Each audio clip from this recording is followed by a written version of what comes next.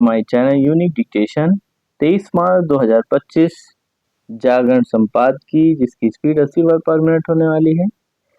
आज का शीर्षक है परिसीमन पर राजनीति। तो आइए लिखना स्टार्ट करते हैं।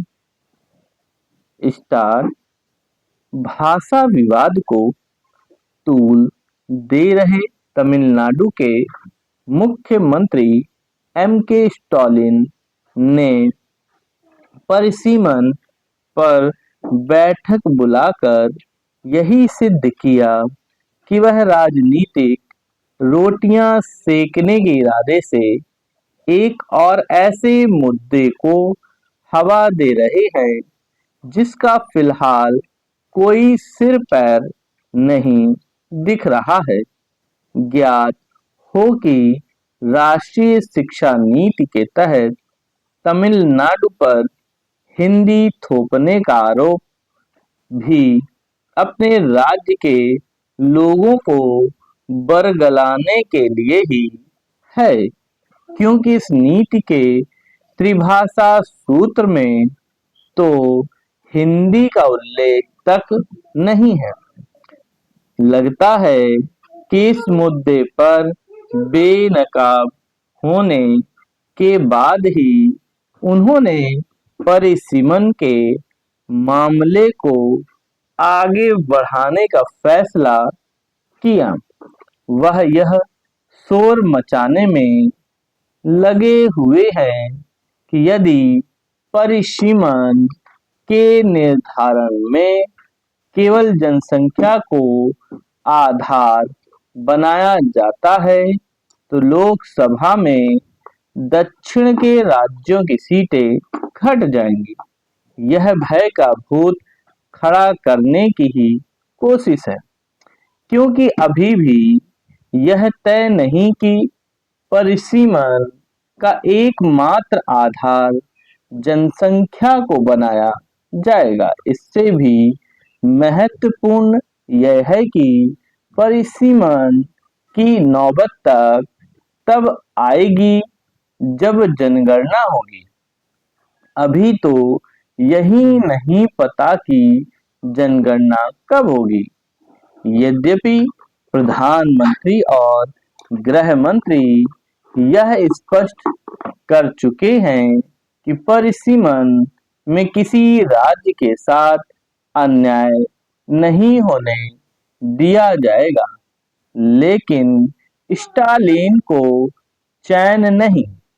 वह ऐसा माहौल बनाने में लगे हुए हैं जैसे जनसंख्या के आधार पर परिसीमन कराने की मुनादी कर दी गई है। भाषा का मामला हो या फिर परिसीमन का, स्टालिन के रवैये से यदि कुछ सिद्ध हो रहा है तो यही कि उनकी निगाह तमिलनाडु में अगले वर्ष होने वाले विधानसभा चुनाव पर है और वह अपनी राज्य की जनता का ध्यान उन मुद्दों से भटकाना चाहते हैं जिनके लिए उन्हें जवाबदेह बनाया जा सकता है। यदि किसी से छिपा नहीं कि वह परिवारवाद और भ्रष्टाचार के आरोपों से घिरते जा रहे हैं, वह केवल दक्षिण के राज्यों की राजनीति की कमान ही अपने हाथ नहीं लेना चाहते। वह विपक्षी दलों की राजनीति के सूत्र भी अपने हाथ में लेने की कोशिश करते दिख रहे हैं।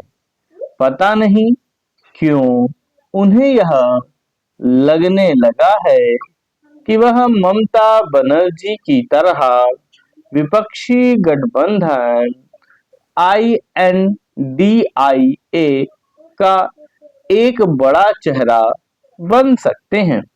इसमें वह शायद ही सफल हों, क्योंकि परिसीमन को लेकर बुलाई गई बैठक में तृणमूल कांग्रेस ने भागीदारी नहीं की।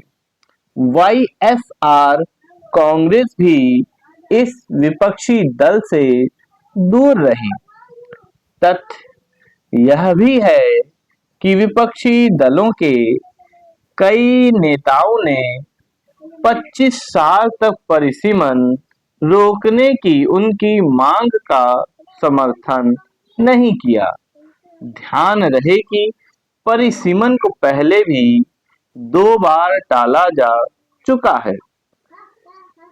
केंद्र सरकार को इसे लेकर सतर्क रहना होगा कि स्टालिन और उनके साथ खड़े नेता परिसीमन को लेकर विभाजनकारी राजनीति न करने पाए।